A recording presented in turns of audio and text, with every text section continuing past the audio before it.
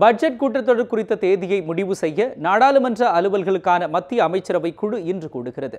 இது குறித்த கூடுதல் தகவல்களை நமது டெல்லி செய்தியாளர் மதி அழகனிடம் கேட்கலாம். மதி, சொல்லுங்க, நாடாளுமன்ற பட்ஜெட் கூட்டத்தொடர் தேதியை முடிவு செய்வதற்காக இன்று நடைபெறும் கூட்டம் பற்றிய விரிவான தகவல்கள் எல்லாம் பகிர்ந்து கொள்ளுங்க.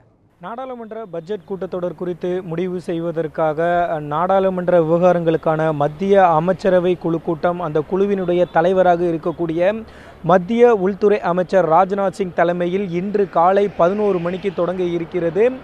இந்த கூட்டத்தில் உறுப்பினர்களாக இருக்கக்கூடிய மற்ற அமைச்சர்கள், அதாவது சுஷ்மா சுவராஜ், நிதியமைச்சர் அருண் ஜேட்லி, வெங்கையா நாயுடு, பிரகாஷ் ஜவடேகர், ரவிசங்கர் பிரசாத், நாடாளுமன்ற விவகாரத்துறை அமைச்சர் அனந்தகுமார் மற்றும் உணவுத்துறை அமைச்சராக இருக்கக்கூடிய ராம்விலாஸ் பாஸ்வான் ஆகியோர் இந்த கூட்டத்தில் கலந்து கொள்ள இருக்கிறார்கள். மேலும் சிறப்பு அழைப்பாளர்களாக இருக்கக்கூடிய இணையமைச்சர்களான முக்தர் அப்பாஸ் நக்வி, அலுவாலியா மற்றும் சௌத்ரி ஆகியோரும் இந்த கூட்டத்தில் கலந்து கொள்ள இருக்கிறார்கள். முக்கியமாக இந்த கூட்டத்தை பொறுத்த வரைக்குமே நாடாளுமன்ற பட்ஜெட் கூட்டத்தொடரை எப்பொழுது தொடங்குவது, எத்தனை நாட்கள் அந்த கூட்டத்தை நடத்துவது, எப்பொழுது அந்த கூட்டத்தொடரை முடிப்பது, அதே போல இது மொத்தம் எத்தனை அலுவல் நாட்கள் இந்த பட்ஜெட் கூட்டத்தொடரை நடத்துவது உள்ளிட்ட முக்கிய அம்சங்கள் இன்றைய கூட்டத்தில் விவாதிக்கப்பட இருக்கிறது மோகன். அதை அடுத்துதான் இது குறித்த ஒரு அதிகாரப்பூர்வ அறிவிப்பு வெளியாக இருக்கிறது.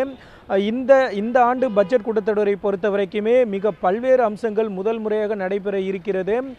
குறிப்பாக முன்னதாகவே நீங்கள் குறிப்பிட்டது போல பட்ஜெட் ஆனது எப்பொழுதுமே அதாவது பிப்ரவரி மாதத்தினுடைய இறுதி வேலை நாளில்தான் தாக்கல் செய்யப்படும். ஆனால் இந்த ஆண்டு பிப்ரவரி 1ஆம் தேதி பட்ஜெட் தாக்கல் செய்யப்பட இருக்கிறது. இதற்கு காரணமாக மத்திய அரசு என்ன கூறுகிறது என்றால், பட்ஜெட்டில் அறிவிக்கக்கூடிய திட்டங்கள் மற்றும் அம்சங்களை முன்கூட்டியே நிறைவேற்றுவது, அதாவது ஏப்ரல் மாதத்திலேயே நிறைவேற்றுவதற்காகத்தான் இந்த பட்ஜெட் ஆனது பிப்ரவரி மாதம் 1ஆம் தேதியே தாக்கல் செய்யப்பட இருப்பதாக மத்திய அரசு தெரிவித்திருக்கிறது.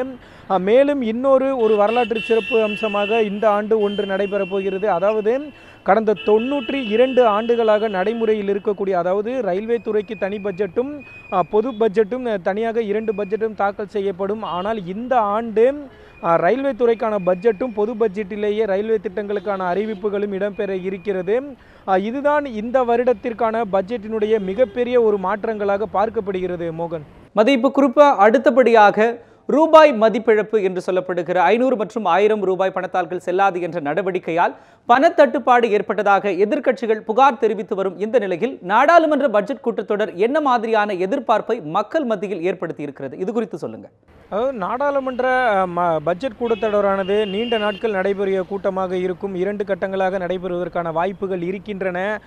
ஏனென்றால் பட்ஜெட் கூட்டத்தொடரை பொறுத்த வரைக்குமே பட்ஜெட் தாக்கல் செய்யப்பட்ட பின்னர், பட்ஜெட் தாக்கல் செய்யப்படுவதற்கு முன்பாக நிதிநிலை அறிக்கைகள் தாக்கல் செய்யப்படும். அதனை அடுத்துதான் பட்ஜெட் தாக்கல் செய்யப்படும். பட்ஜெட் தாக்கலுக்கு பிறகு இந்த பட்ஜெட்டை 2 அவைகளிலும் விவாதித்து 2 அவைகளிலும் நிறைவேற்ற வேண்டும். அப்பொழுதுதான் இந்த பட்ஜெட் ஆனது நடைமுறைப்படுத்தப்படும். அதே போல மத்திய அரசினுடைய மிக தீவிரமாக இருக்கக்கூடியது ஜிஎஸ்டி மசோதா.